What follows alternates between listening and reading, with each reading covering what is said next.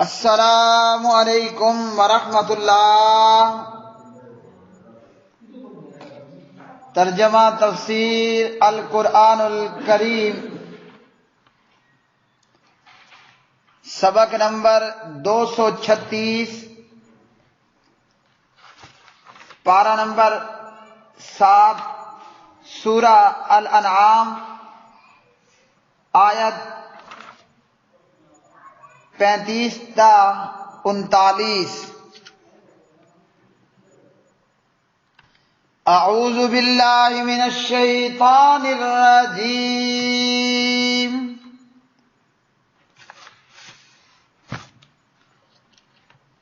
وَإِن كَانَ كَبُرَ عَلَيْكَ إِعْرَاضُهُمْ فَإِنِ اسْتَطَعْتَ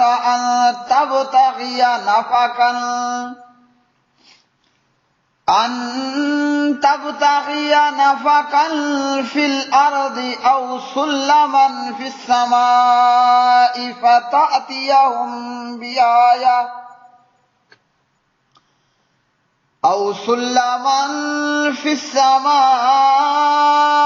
فتأتيهم بآية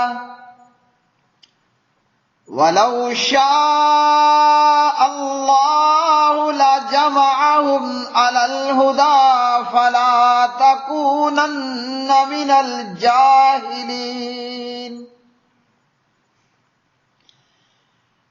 إِنَّمَا يَسْتَجِيبُ الَّذِينَ يَسْمَعُونَ وَالْمَوْتَى يَبْعَثُهُمُ اللَّهُ ثُمَّ إِلَيْهِ يُرْجَعُونَ۔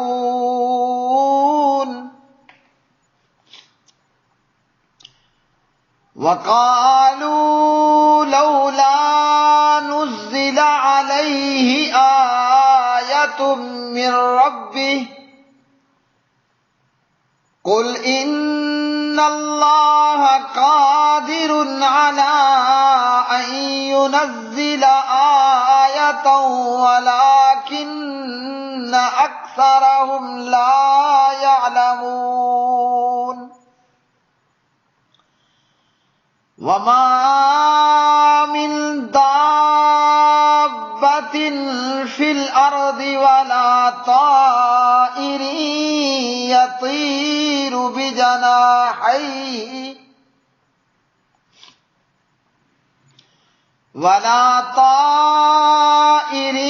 يَطِيرُ بِجَنَاحَيْهِ إِلَّا أُمَمٌ أَمْثَالُكُمْ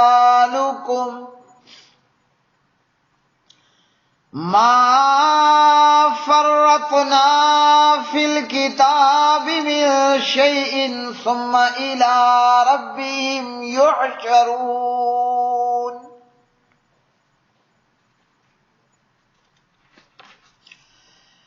وَالَّذِينَ كَذَّبُوا بِآيَاتِنَا صُمٌّ وَبُكْمٌ فِي الظُّلُمَاتِ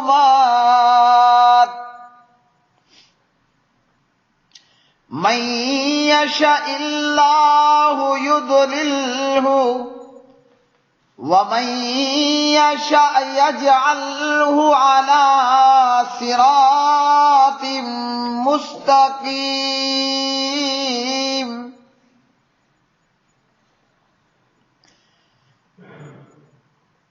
اور اگر تجھ پر ان کا منہ پھیرنا بھاری گزرا ہے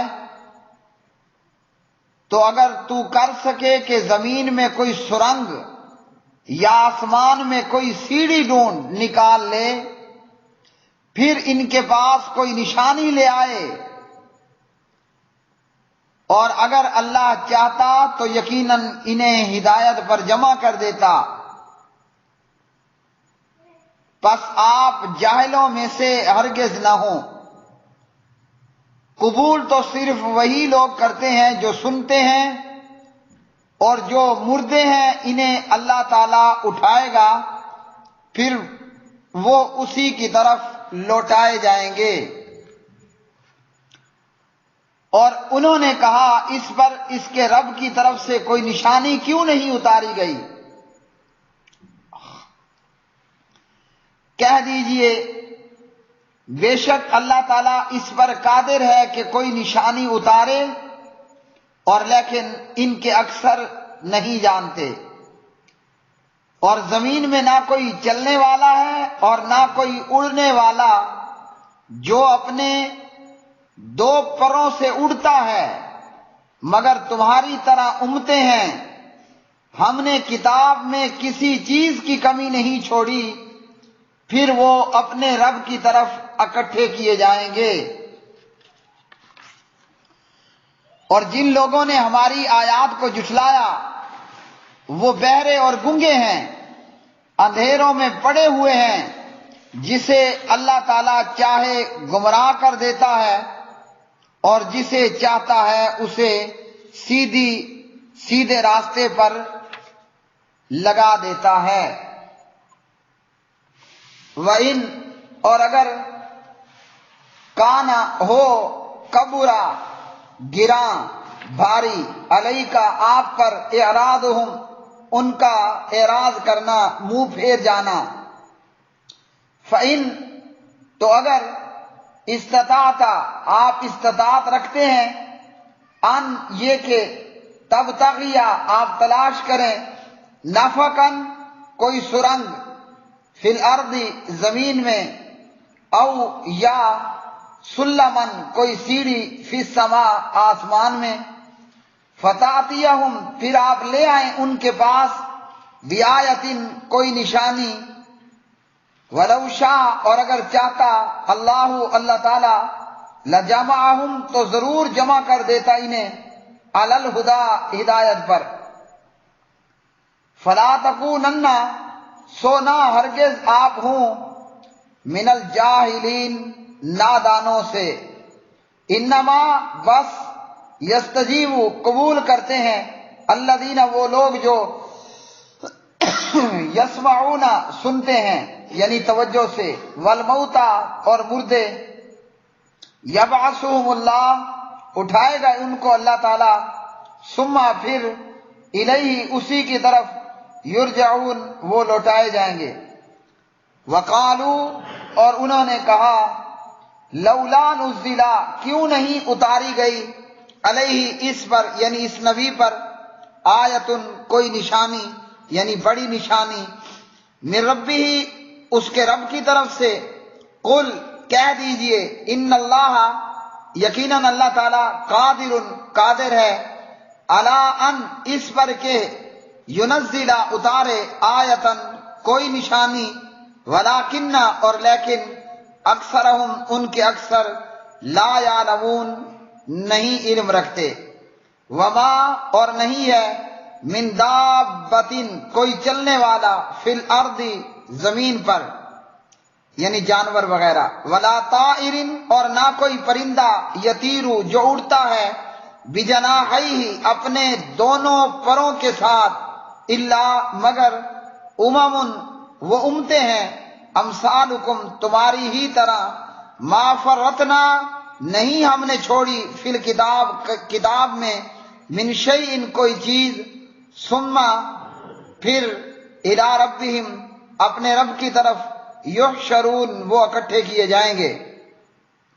والذین اور وہ لوگ جنہوں نے، کذبوا جھٹلایا، بیااتنا ہماری آیات کو، سمن بہرے ہیں، وبکمن اور گنگے ہیں، فی الظلمات اندھیروں میں، من جسے، یشاء چاہے، اللہ تعالی، یضللہ گمراہ کرتا ہے اس کو، ومن اور جسے، یشاء چاہے، یجعلہ کر دیتا ہے اسے، علی صراط مستقیم صراط مستقیم پر۔ پیارے بھائیو اور میری بہنوں، آج کا یہ سبق قرآن پاک، قرآن مجید، فرقان حمید کی یہ آیات بینات، ان آیات بینات میں اللہ رب العالمین فرماتے ہیں کہ اگر آپ صلی اللہ علیہ وسلم کو مخاطب کر کے، اگر آپ پر ان کافروں کا منہ پھیرنا بھاری گزرا ہے، یعنی آپ کو اس بات نے شاک پہنچایا ہے، آپ کو اس بات سے صدمہ پہنچا ہے کہ یہ کافر لوگ کیوں نہیں مانتے، یہ کیوں نہیں حق کو سنتے اور یہ کیوں نہیں حق کو اختیار کرتے۔ اس وجہ سے یہ آپ پر بھاری گزرا اور آپ کی دل شکنی ہوتی ہے۔ تو پیارے نبی علیہ الصلوۃ والسلام سے کہا گیا کہ زمین میں کوئی سرنگ نکال لیں یا آسمان پر سیڑھی کے ذریعے سے چڑھ کر کوئی ان کے سامنے معجزہ لے کر آئیں، تو یہ لوگ اگر آپ ایسا کر سکتے ہیں اور ان لوگوں کو اسلام قبول کرنے پر آمادہ کر سکتے ہیں تو ایسا بھی کر دیکھ لیجئے۔ لیکن یہ چونکہ آپ سے نہیں ہو سکتا تو پھر پریشان ہونے کا کیا فائدہ ہے؟ انجام اللہ تعالیٰ پر ہی چھوڑ دینا ہے۔ اللہ تعالیٰ جسے ہدایت دے دیتا ہے اور جو گمراہی پر رہے وہ گمراہی پر ہی رہتا ہے۔ پیغمبر کا، نبی رسول کا اور داعی کا اور پیغمبر کے وارثوں کا کیا کام ہے؟ لگاتار کنٹینیو پورے اطمینان کے ساتھ، پورے شرح صدر کے ساتھ دعوت و تبلیغ کے کام کو کرتے چلے جانا، کوئی مانے کہ کوئی نہ مانے، کوئی آئے کہ کوئی نہ آئے، کوئی قبول کرے کہ نہ قبول کرے، کوئی ساتھ مل کر حق کو قبول کرنے یا کوئی پرے رہ کر، دور رہ کر ہر حق کو جھٹلا دے۔ پیغمبر کا، رسول کا اور پیغمبر کے وارثوں کا کام یہ ہے کہ وہ لگاتار دعوت و تبلیغ کے کام میں لگے رہیں۔ رزلٹ کس کے اوپر چھوڑنا ہے؟ وہ اللہ سبحانہ و تعالیٰ کی ذات باری تعالیٰ پر چھوڑ دینا ہے۔ اور اللہ رب العالمین نے فرمایا کہ اگر اللہ تعالیٰ چاہتا تو تمام کو ہدایت پر جمع کرتا، اللہ تعالیٰ چاہتا تو تمام کو ہدایت پر جمع کر دیتا اور کوئی بھی پیچھے کافر اور منافق نہ رہتا اور سب کے سب مومن ہوتے۔ ہدایت سراسر اللہ تعالیٰ کی مشیت پر موقوف ہے۔ پیغمبر کے ذمے، داعی کے ذمے صرف پہنچا دینا ہوتا ہے، لہذا کسی قسم کا کوئی رنج و غم، رنج و علم نہیں ہونا چاہیے۔ اللہ سبحانہ و تعالیٰ کے لیے کوئی مشکل نہیں تھا، نہ مشکل ہے۔ وہ کہتا کن ہو جا فیکون، وہ ہو جاتا اور سب کے سب ہدایت پر آ جاتے۔ لیکن اللہ تعالیٰ کی مشیت اور اس کا فیصلہ اور اس کا ارادہ، وہ جو چاہے کرے۔ اللہ نے ہدایت کے راستے کو بھی واضح کر دیا اور گمراہی کا راستہ بھی، جیسے نبی علیہ الصلوۃ والسلام نے مسند احمد میں اور ابن ماجہ میں سیدھی لکیر ماری اور دائیں بائیں دو دو لکیریں کھینچ دیں۔ سیدھے خط مستقیم پہ آپ نے کہا ان ھذا صراطی مستقیما، یہ ہے میرا سیدھا راستہ۔ اب دائیں بائیں شیطان کے راستے ہیں، تو اللہ تعالیٰ نے شیطان کے راستے بتا دیے اور ہدایت کا راستہ بھی بتا دیا۔ فمن شاء فلیؤمن ومن شاء فلیکفر، جو چاہے ہدایت کے راستے پہ چل پڑے، جو چاہے ادھر ادھر کے دائیں بائیں راستوں کو اختیار کر لے۔ اللہ تعالیٰ نے حضرت انسان اور حضرات جنات کو فری ہینڈ کر دیا ہے۔ اللہ نے اس مخلوق کو آزاد کر دیا، ہدایت پر آئے، صاحب ایمان بن جائے، یا گمراہی پر رہے اور خود کو کافر بنا لے، یہ حضرت انسان اور جناب جنات کی اپنی مرضی اور اپنی مرضی کے اوپر ان کا دار و مدار ہے۔ اب حق کو کون قبول کرتا ہے؟ وہ جو حق کو سنتے ہیں توجہ کے ساتھ اور اس پر عمل پیرا ہونے کی کوشش کرتے ہیں۔ اللہ رب العالمین نے یہاں مردوں کی مثال بیان کی۔ مردہ نہ سنتا ہے، نہ مردہ دیکھتا ہے، نہ مردہ اٹھتا ہے، نہ مردہ بیٹھتا ہے، نہ مردہ چلتا پھرتا ہے۔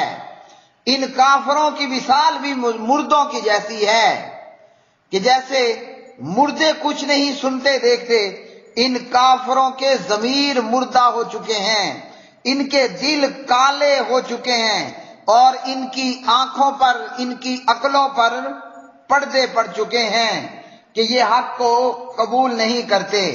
اور یہ کافر لوگ حق کو کس طرح رد کیا کرتے تھے، باوجود اس کے کہ انہوں نے حق کو سمجھ لیا، سن لیا، لیکن چونکہ دل پہ پردہ پڑا ہے، دلوں پہ مہریں لگی ہوئی ہیں اور آنکھوں پہ پردے پڑ چکے ہیں، ختم اللہ علی قلوبہم وعلی ابصارہم غشاوہ، ان کے دلوں پہ پردے، ان کے دلوں پہ مہریں لگ چکی ہیں اور ان کی آنکھوں پہ پردے پڑ چکے ہیں، لہذا بظاہراً دیکھ سن کر بھی حق کو یہ لوگ قبول نہیں کرتے۔ امام محمد بن اسحاق روایت کرتے ہیں امام زہری سے رحمہم اللہ تعالی، ایک قصہ، ایک واقعہ بیان کرتے ہیں مکہ کے 3 بڑے کافروں کے حوالے سے۔ ان میں سر فہرست ابو جہل، جس کی کنیت تھی ابو الحکم، اور اسی طرح ابو سفیان صخر بن حرب، اور تیسرا اخنس بن شریح۔ یہ تینوں بڑے بڑے سردار اور کافروں میں بڑے بڑے نامور تھے۔ ان تینوں کا یہ تھا معاملہ کہ یہ تینوں چھپ کر نبی علیہ الصلوۃ والسلام کی تلاوت قرآن پاک کو سنا کرتے تھے۔ آج ہم مسلمان ہیں، نہ ہمیں قرآن سننے سے، نہ ہمیں قرآن پڑھنے سے کوئی آشنائی ہے، نہ قرآن سننے کا ہمارے اندر ذوق ہے، نہ قرآن پڑھنے کا ہمارے اندر ذوق ہے، لوگوں نہ قرآن سیکھنے کا ہمارے اندر ذوق ہے، اور نہ اہل قرآن کی محبت ہمارے دل میں ہے۔ اہل قرآن سے مراد وہ گمراہ فرقہ نہیں ہے، اہل قرآن سے مراد قرآن کے حافظ، اہل قرآن سے مراد قرآن کے قاری، اہل قرآن سے مراد قرآن کے عالم، دین بیان کرنے والے، پیغمبر کے وارث علماء۔ ہم ہیں مسلمان۔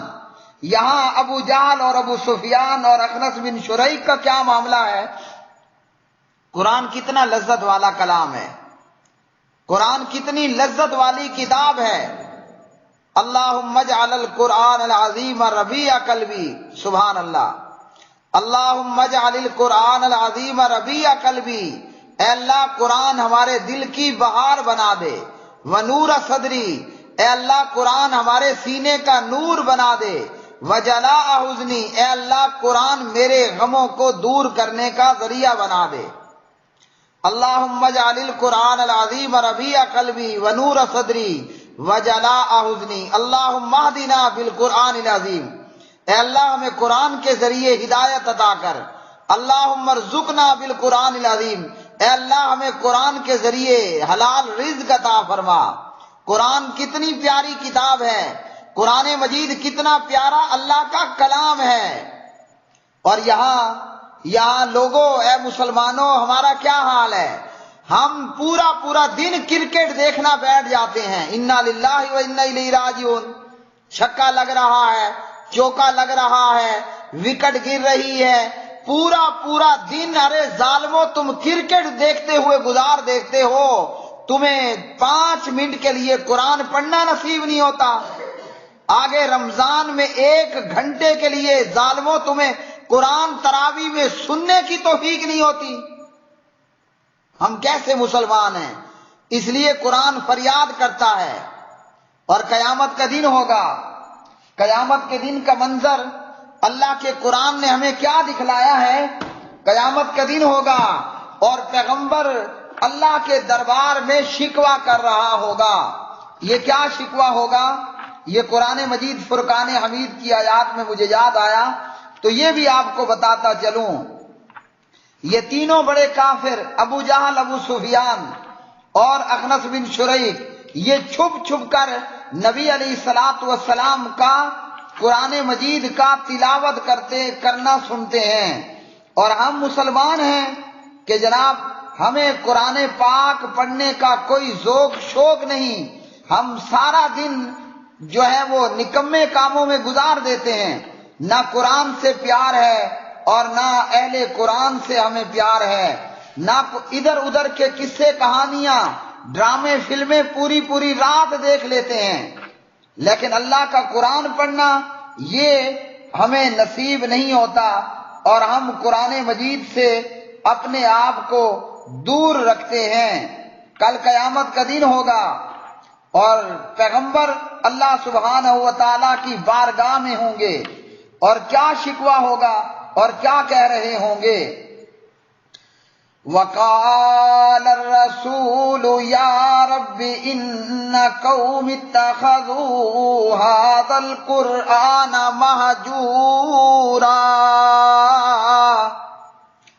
وَقَالَ الرَّسُولُ يَا رَبِّ إِنَّ قَوْمِ اتَّخَذُوا هَذَا الْقُرْآنَ مَهْجُورًا۔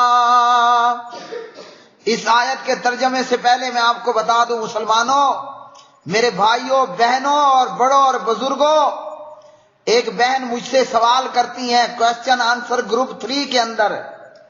اس کا سوال تھا، میں نے منت مانی تھی اللہ مجھے بیٹا دے گا تو میں اپنے بیٹے کو قرآن کا حافظ بناؤں گی۔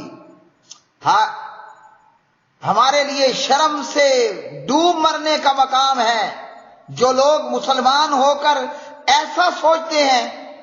بہن پوچھتی ہے میں نے منت مانی تھی اللہ مجھے بیٹا دے میں اسے قرآن کا حافظ بناؤں گی۔ وہ بہن کہتی ہے اللہ نے مجھے بیٹا دے دیا، اب جب میں نے بیٹے کو حافظ بنانے کے لیے مدرسے اور مسجد میں ڈالنا چاہا، میرا سسر میرے آڑے آ گیا۔ یہ کوسچن آنسر گروپ 3 کی ایک بہن کا سوال تھا۔ کہا کیوں آڑے آ گیا؟ وہ بہن کہتی ہے میرے سسر نے کہا اس بچے کو قرآن کا حافظ نہیں بنانا، میرا پوتا قرآن کا حافظ نہیں بنے گا۔ اس بہو نے اپنے سسر سے پوچھا ابا جی بابا جی کیوں نہ بنے قرآن کا حافظ، میں نے تو منت مانی ہے۔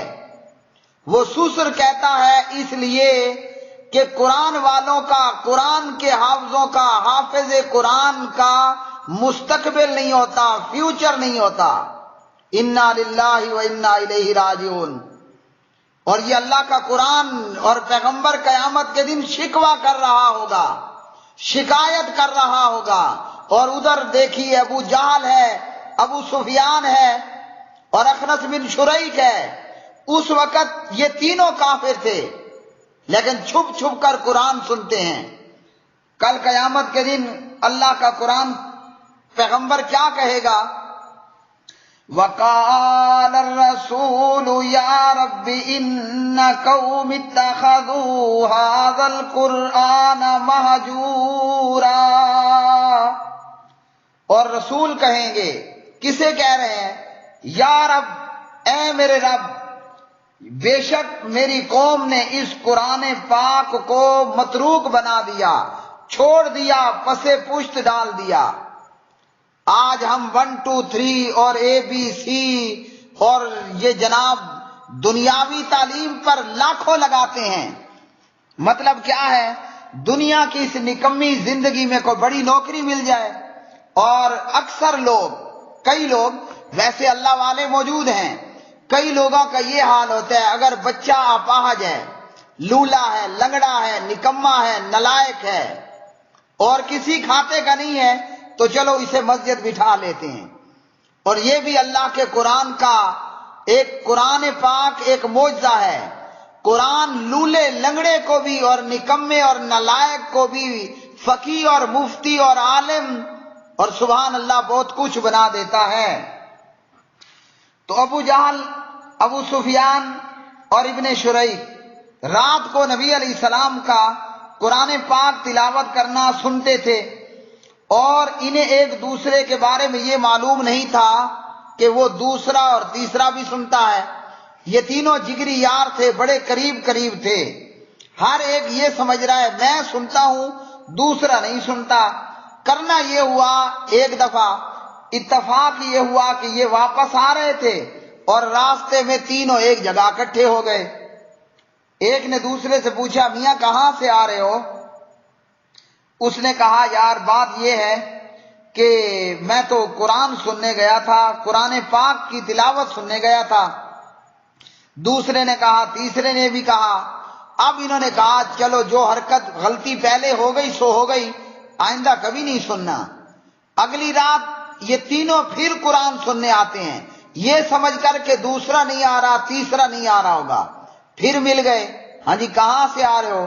قرآن سننے گئے تھے۔ پھر ایک دوسرے کو برا بھلا کہا، اچھا جی دوبارہ نہیں سننے جائیں گے، معاہدہ کر لیا۔ تیسری رات پھر تینوں پہنچ گئے سننے، اور پھر آگے موڑ پر کہیں اکٹھے ہو گئے۔ اب یہ ہوا کہ اخنس بن شریک یہ ابو سفیان کے پاس آیا اور کہنے لگا کہ بتاؤ محمد صلی اللہ علیہ وسلم سے جو کچھ تم نے سنا ہے تمہاری اس کے متعلق کیا رائے ہے؟ ابو سفیان کہنے لگے کہ میں کچھ ایسی چیزیں میں نے سنی تھی جنہیں میں جانتا ہوں اور یہ بھی جانتا ہوں کہ ان سے کیا مراد ہے، کچھ ایسا سنا ہے کہ جنہیں میں نہیں جانتا اور نہیں جانتا کہ ان کی مراد کیا ہے۔